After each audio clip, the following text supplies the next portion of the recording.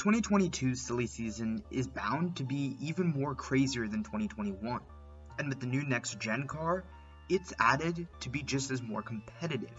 Now, with all of the drivers looking for new rides potentially in 2022, it leaves the gate wide open, and it leaves a question wide open. Who goes where for 2022?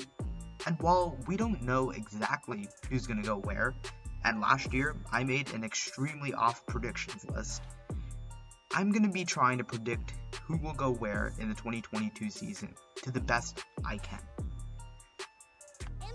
So let's start off with the 00 car. And yes, I will be going in numerical order. It's much easier that way to track and for you to follow. So let's start off with Quinn Houff.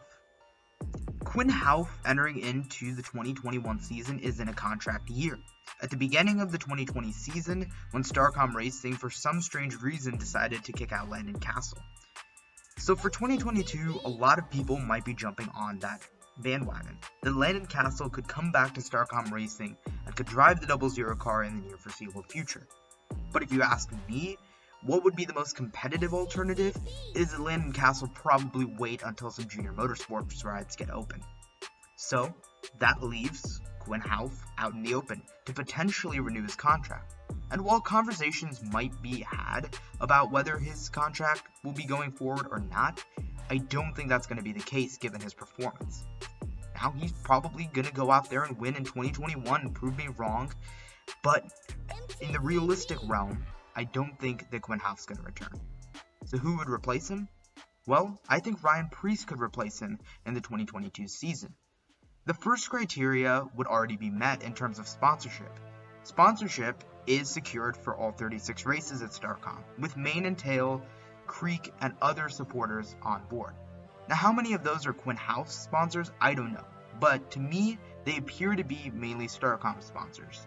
The other thing is it's a charter, which could let him qualify for all 36 races, which would be the added benefit that he wouldn't get at JTG Daugherty. Is it less competitive? Yes. But is JTG Daugherty going to renew him for 2022? Probably not. And I'll get to that later on in the video. The next driver to take a look at is Kurt Busch. Now, for a lot of people, Kurt Busch is probably going to retire in the 2021 season.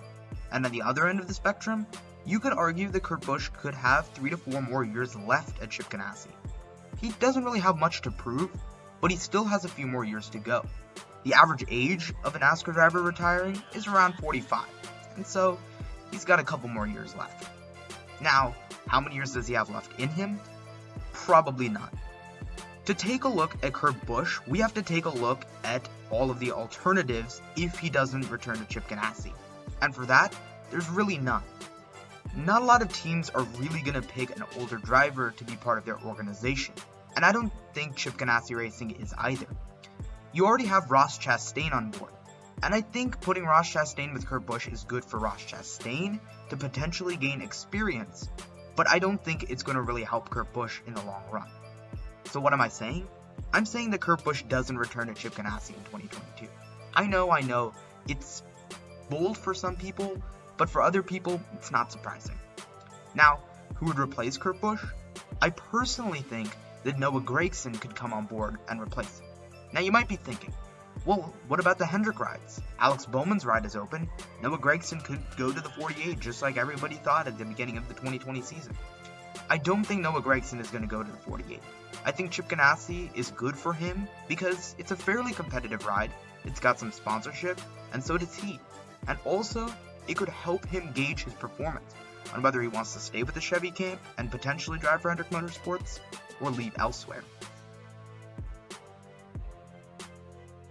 One of the biggest debates that's going to go on throughout the silly season is about Brad Keselowski's contract. Now, will Brad Keselowski stay with Penske or will he leave Team Penske? And to that I say that I think he'll stay with Team Penske for another year. Now, a lot of people are going to say, well, last year you predicted him going to the 48. Maybe you're going to predict him going to that again. And while I was completely off on that prediction, I don't think that Brad Keselowski is going to leave Team Penske. Now, why would he not leave Team Penske? The first thing is the rides out there. There isn't a whole lot of rides that he could get. Yes, there is a Stewart-Haas ride, but do you really think that Tony Stewart and Gene Haas are going to put Kevin Harvick and Brad Keselowski on the same team? I mean, that really isn't going to mesh well. Now, would it be good on the team's aspect? Sure. But is Brad Keselowski going to go to Stewart-Haas? Probably not. So I think he's going to be stuck with another 1 to 2 year deal. And I think it'll leave the door open for Austin Cindric to go to the 2 car in 2023. And I think Brad Keselowski is also going to hold on another year before he really decides where he's going to go. The next one up is Kyle Larson. Larson is in a contract year for Hendrick Motorsports in the 2021 season. And so, the question will be asked whether he'll renew his contract with Hendrick Motorsports, and whether Hendrick will pick it up. And the main thing here is just the financial aspect. Can Hendrick Motorsports keep Kyle Larson financially? He's got the talent, he's got the competitive car, but will he keep Larson or not? I just can see him keeping Larson. I can see the sponsorship being filled. By what sponsor? I could see Monster Energy leaving Chip Ganassi. If Noah Gragson fills the void with sponsors like Black Rifle Coffee or Bass Pro Shops, I could totally see Monster Energy leaving so that they can fill the void. Or maybe pulling a Bass Pro Shops and sponsoring 2 cars. So I think it'd be perfect. Now, will it happen? I don't know. But will Kyle Larson stay with Hendrick Motorsports? I think so. Ryan Newman is another driver here. He's been extremely quiet in the last couple of years, and when it comes to contract talks, Ryan Newman is never usually in the thick of it. Now, the whole Penske SHR thing was probably the biggest move in Newman's career, going from a competitive team to a startup team. But for this next silly season, I think it will be his last. Why? Because I don't think Ryan Newman is going to renew his contract with Roush. Or maybe the other way around. I don't think Roush is going to pick up Newman's contract. Newman is old, and I'm not trying to say that like it's a bad thing. It's just the truth. And he's really got nothing else to prove. He's won 18 times in the Cup Series. He's come close in the Daytona 500 twice, and even won it once. And he's just proven. There's nothing really else he can prove in the Cup Series. And so going beyond 2021 would just kind of be dumb, if you ask me. Now, am I saying that he could renew his contract for 2022? Probably. Will Roush do that? I don't think so. Roush has never really taken too kind to older drivers, and has usually fended them off to other teams. So even if Newman goes in 2022 and retires then or in the near foreseeable future, it'll probably not be with Roush Fenway Racing. So who would replace him in the 6th? I think Eric Almirola could replace him in the 6th. Now, we have to talk about his contract talks with SHR.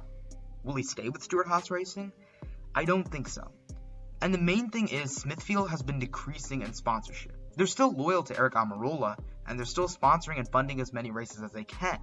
But Eric Almirola, besides the funding, has just not achieved the results of the likes of his teammate. Cole Custer won Kentucky in 2020, Chase Briscoe looks like he could be competitive in 2021, and Kevin Harvick is being, well, Kevin Harvick every single year. And Eric Almirola, I'm sorry to say, has been the scapegoat in a lot of the conversations in terms of SHR. And I think if SHR really wants to be more competitive, they're probably going to have to let Eric Almirola go. And so I guess it's back to the mid-pack days for Eric Almirola. And Roush Fenway Racing kind of needs a sponsorship. Oscar Mayer has been decreasing in sponsorship, and so Smithfield could come and help fill the void. Could it potentially create a barrier? Maybe.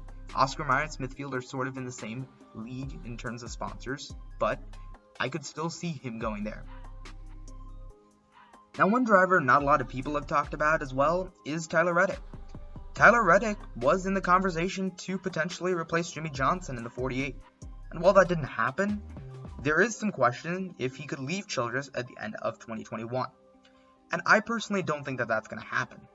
Now, part of that is due to the fact that I think he might win in 2021, so he could stay with Richard Childress. And part of the fact is, he's comfortable with Richard Childress. He's achieving results, he's doing well, and he's helping the team achieve former glory. Chevrolet is a healthy manufacturer now, and the whole Chevrolet camp seems to be positive. And in terms of the fact of Richard Childress, they seem to be on the uprise now. I don't really see him leaving Richard Childress just quite yet.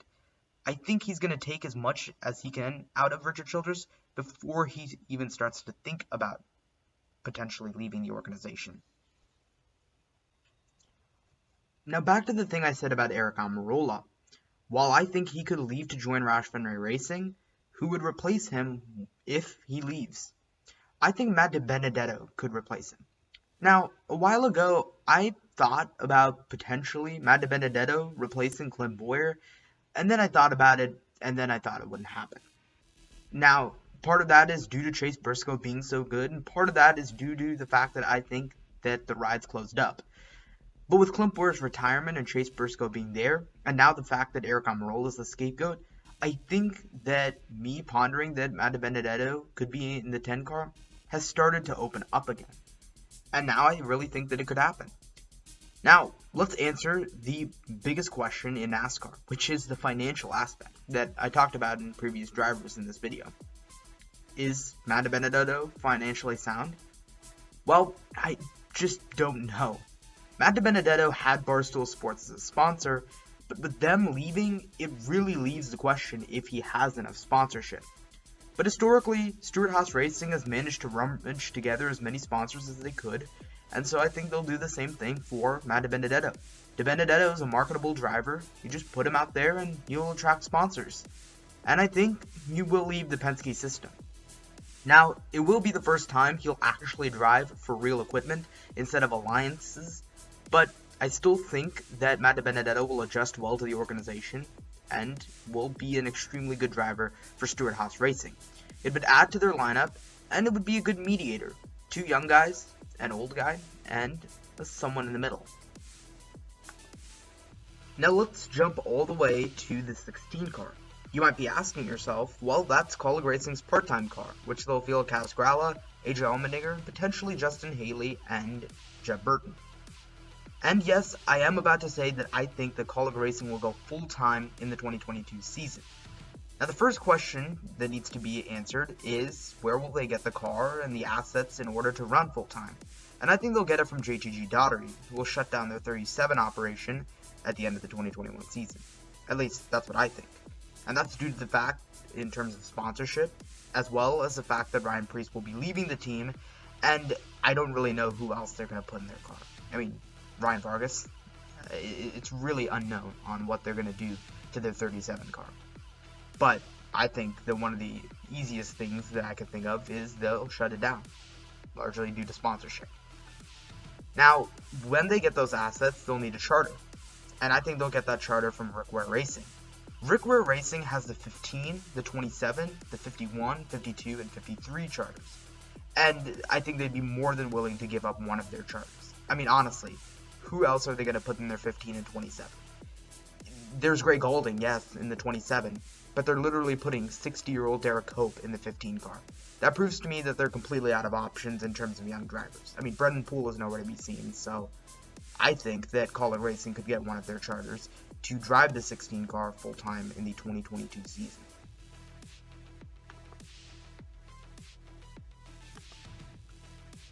Let's look at the Joe Gibbs Racing camp now. Joe Gibbs Racing currently has signed a contract extension with Denny Hamlin for the near foreseeable future, and so that's completely out of the question in terms of Hamlin retiring or joining 23XI Racing, as some people think. Now some people point fingers to Kyle Busch. Kyle Busch has a very good relationship with Mars Incorporated, and that comes handedly in terms of the fact that he'll probably stay with Joe Gibbs Racing.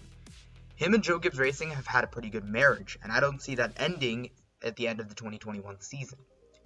So what about Martin Truex Jr. and Christopher Bell? Now, all jokes aside on Martin Truex Jr.'s quote-end retirement, I don't think Martin Truex Jr. will retire at the end of the 2021 season. There's already been news out there that Martin Truex Jr. is in talks with Joe Gibbs Racing about extending their contract. And so I don't think it's a matter of will Martin Truex Jr. stay at Joe Gibbs Racing, but how long he'll stay at Joe Gibbs Racing.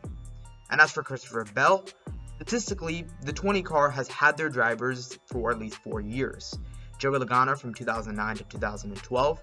Eric Jones could have been 4 years if COVID decided not to exist, from 2018 to 2021, but unfortunately his stay ended early because of Levine Family Racing's shutdown. And I think Christopher Bell will be the same way. I think he could stay from 2021 to around 2024. Now, if Christopher Bell doesn't return to the organization, who would replace him, or who would replace Martin Truex Jr. if he doesn't have a contract? Well, I think you could look at their Xfinity program. But for now, I don't think that that's going to happen. Now let's look at Row Motorsports in their 34 and 38 cars, respectively. Both of those cars are fairly mid-pack and have been on the uprise recently. I mean, John Nemechek took it to some good finishes, and I expect Anthony Alfredo to have a good run here and there. And Michael McDowell is really good at the play tracks and the road courses. But on the note of Michael McDowell, his contract is up at the end of the 2021 season. And when the announcement came that he was going to extend it for 2021, he really sounded not so sure about his Cup Series future. And he also said that he wants to keep racing. I think it'll be a case of David Reagan. He'll probably leave Row Motorsports and drive part-time for the team in maybe a fourth car, or maybe retire completely. But yes, I do think that Michael McDowell will retire at the end of the 2021 season. I can't see him moving on to 2022 and racing for the team. Plus, in their pipeline, they have Todd Gilliland. Gilliland has stayed in the Truck Series, patiently waiting for an opportunity to move up. Whether to Xfinity or Cup, I don't know. But he stayed so long in trucks that I think he could just go up to Cup outright. I don't think that's out of the realm. Now, is putting two young guns in the form of Todd Gilliland and Anthony Alfredo smart? Probably not. But hey, I think that Michael McDowell is not really much of a veteran to teach Anthony Alfredo anything. I think Anthony Alfredo has enough talent of its own, and Michael McDowell doesn't really have anything to teach. I mean, just drive left, I guess. But anyways, where would Anthony Alfredo go after the 2021 season? I think he'll stay with Row Motorsports. Now, he could go down to the Xfinity Series and gain an opportunity there that's much more competitive, but I think he's much more content staying with Row Motorsports for just a couple of seasons. The next drivers we have is Erik Jones and Alex Bowman. Erik Jones currently has a one-year deal with Richard Petty Motorsports in line. Now, will they renew their deal? I think so. Typically, a driver stays with Richard Petty Motorsports for a couple of seasons, no matter the contract situation. Now, part of that is due to the fact that that's the only thing they've ever known. That was their first ride in the Cup Series, and so I guess they'll just stay, or maybe their second ride in the Cup Series. Asia Allmendinger stayed for a few years, from 2008 all the way up until the end of 2011. So that's 3 years that he stayed for the organization. Eric Almirola stayed from 2012 to 2017. That's 5 years. But again, it was the only thing he ever knew, and he got a win for the team. Bubba Wallace stayed with the team from 2018 to 2020, and could have stayed longer maybe if the pandemic didn't happen and it didn't have an opportunity to open up where he had sponsorship and Michael Jordan and Denny Hamlin got a charter from Germain. So I think Erik Jones will stay for the organization for the next 2 to maybe up to 5 years. I'm not going to say that he's going to stay for the organization for the rest of his career, no. He obviously wants to be more competitive. But for the short term, I don't think there's anything he can really do at this point. And as for Alex Bowman, I think that Hendrick Motorsports will keep him for another year. Alex Bowman is good, there's no doubt about that. He's got talent. And I think Ally is going to want to keep Alex Bowman for as long as they possibly could. I honestly think Alex Bowman is going to stay up until Ally's contract is up. And after that, maybe Alex Bowman will leave because Ally will leave, or maybe Alex Bowman will seek opportunities elsewhere after 2022. But right now, he seems to be pretty comfortable with Hendrick Motorsports, and Hendrick Motorsports seems to be comfortable with him. So let me know in the comments below whether you think my predictions are wrong or right, if you agree with them or don't agree with them, if you think they're too risky or too safe. And until next time, this has been the news. I'll see ya.